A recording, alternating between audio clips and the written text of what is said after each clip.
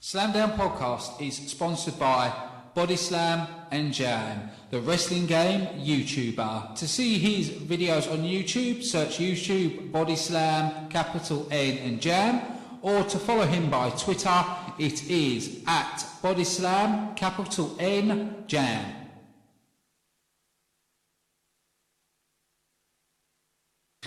Welcome, ladies and gentlemen, to another episode of Slamdown. People who are watching us on Facebook can see we've just gone for a slight upgrade. We've got the new background and we've got the new bottom bar down there. We're still upgrading, looking at doing more things, and we're also looking to start more shows. We are looking for co-hosts and hosts to start their own shows on this channel. We are looking to do a Lucha Underground show, NXT show, and even more. But once we have more updates on hosts and co-hosts and when shows will start, we'll keep you updated. But don't forget, also, after this show at 10 o'clock, we'll be covering Survivor Series. So let's dig into the latest ongoings in TNA. I'm really trying to be positive about TNA, but it's getting really difficult. Because there's a few good parts, but then there's also a lot of bad parts. It feels like the X Division's buried. You know, they have great athletes like Mark Andrews, Andrew Evitt, but they don't seem to be used in the right way. Another thing I've noticed is a lot of people that have been in TNA, like shows like British Boot Camp, are on the WWE.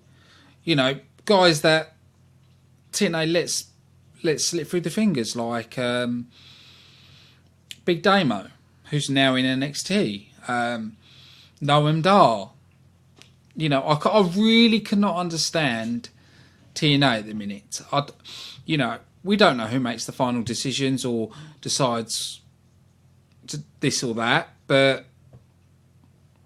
it's getting ridiculous. It really is. So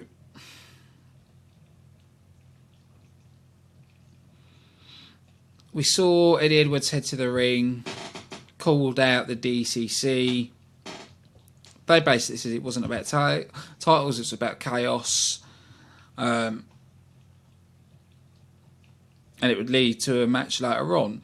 The little thing that worries me about the DCC, you know, I thought they was going to go with the point with James Storm was suspended by Billy Corgan. I thought this DCC movement would be to go against TNA management and really, you know, go down that route. You know, I would rather see them like destroy the ring, you know, smash the announce table and say, you know, and go sort of through that kind of angle. To me, they want to create chaos, but all I'm seeing is them doing matches. I think that angle needs a little bit of work with what they're doing, a bit of direction. But then TNA's really lost their direction a long time ago. The first match we had was Jesse Goddard versus Aaron Rex again. Jesus, are they trying to do like Cesaro versus Sheamus? It's another thing again. They're lacking direction again. I really can't understand it. To me, it seems like TNA needs a manager, someone who can sit there and work with all the producers and creative and go, right, what we're doing, we need to be doing this, we need to be doing that, but it just seems like no one's really got a clue what they're doing and what's going on, and the product is suffering because of it. You know, people are always pointing the finger at Dixie. Well, Dixie's been there from point blank. You know, from what people have said, it possibly could be Dixie, but there could be a number of things going on. You know, with her parents cutting the funding for TNA, you can see TNA is struggling. You know, it's sad to see, because I'm a big, you know, I've always been a big TNA fan. You know, when they started, I thought, yes, an alternative to the WWE, something that's different. And then they've just faded down. You know, I really can't work it out. It's so sad to see. You know, when I saw about the Fight Network buying TNA, I thought, okay, something might change. But what we've got to remember is these are pre-taped. I don't know when this lot was taped. I don't know if it was taped when Corgan was there. I don't know. So it's just waiting to see. You know, with Fight Network, that's took a lot of control in TNA, we might see changes. You know, it's a wait and see game. There's a lot that TNA needs to do to recover. One thing for me, they need to put more focus into the X Division and rebuild the X Division to what it once was.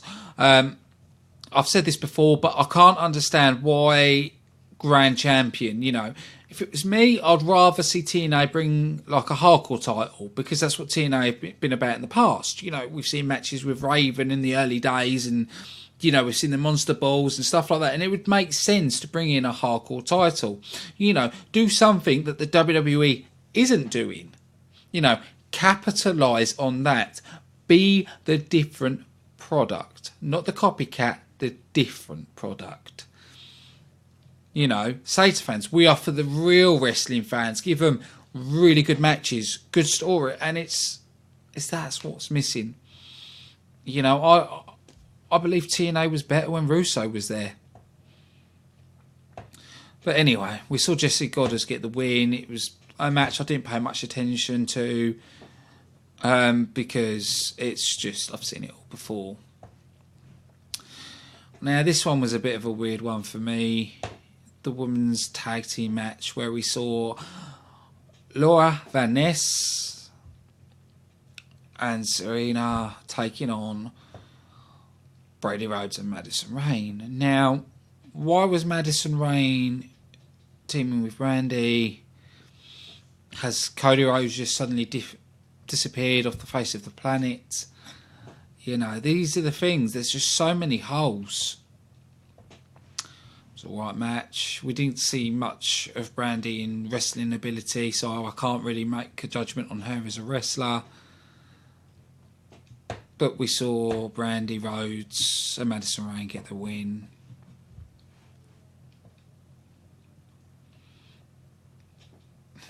I'm not going to really talk much about the backstage statements, because the whole Mad Hardy thing now is getting ridiculous. Then we saw the number one contenders match, The Miracle, Lashley versus Trevor Lee, EC3. Now, I like that Trevor Lee's getting a push. I never really felt like he was the X Division guy. But a couple of things. For me, I know how good Lashley is, but it feels... I don't know. I just don't think Lashley's right for TNA. I've said this before, that I don't think Lashley's right. It's like having Brock Lesnar in there with them guys. It's just... Do you know what I mean? You know... Yeah. That's all I can really put on that. But we saw EC3 win by getting the submission, which I thought that would be EC3 versus Ed Edwards. But...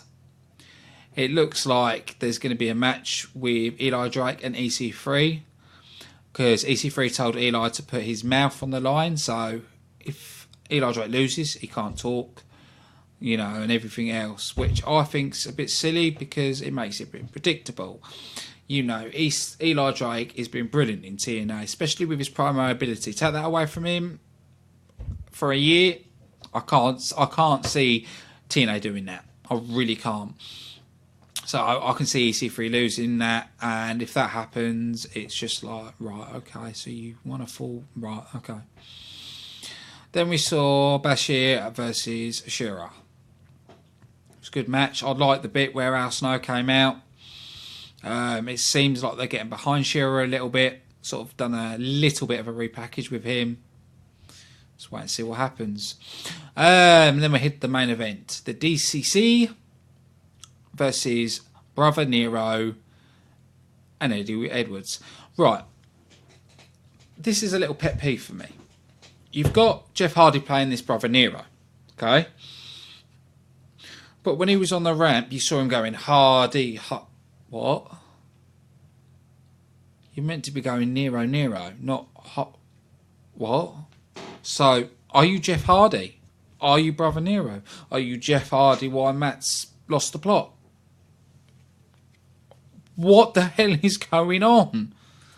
It is these small details that matter. As a fan watching a product, if you're making believable storylines, believable angles, like it's actually happened, you know, we've seen Jeff Hardy turn into this Brother Nero character and everything else, but it just seems like he's Jeff Hardy. You know, I quite liked it when he had the lenses in the eyes. You know, where the one eye was sort of white and the other one was dark. It was brilliant. It was, you know, you're making him look different. You're making him feel different. But no. It just felt like it was Jeff Hardy and Eddie Edwards teaming up. It was really poor. But it was a 3-on-2, no holds bar match. We saw Bram put someone through a table. It was a good match. It was a good, solid match. But that's all I can say about it. So, I've got to say this one's worse than last week's. I really want to say nice things about TNA and really build TNA, but I'm finding that hard. And there seems to be such a disconnect, and it's like, what? It's appalling. It's absolutely appalling.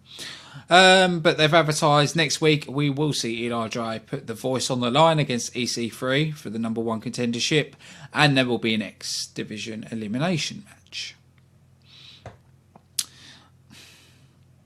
There's not much more I can say on this. It's like, I do want to be really nice about TNA and build TNA up. It's a struggle. It really is a struggle, and it's sad for me to say that. Something needs to happen. They need to reorder TNA. They need to change stuff at the back. They need to get new creative. They need to sort of whitewash TNA. Go, right, let's fix this. Let's go back to basics. TNA really needs to go back to basics. They need to look at their archive and go, right, 2004 to 2008, best period. Get back to that. You know, try and reverse all the damage that Hogan and Bischoff did when they came in. You know, if I was Fight Network, I'd really be saying to Dixie, right, you run the business, you do all the admin work. You run Nashville. Russo runs the wrestling. That's the only way I can see. Because no one else is going to touch TNA. Come on. Let's be honest here. No one will ever touch TNA. Because of the bad shape it's in. Russo is the only person that will.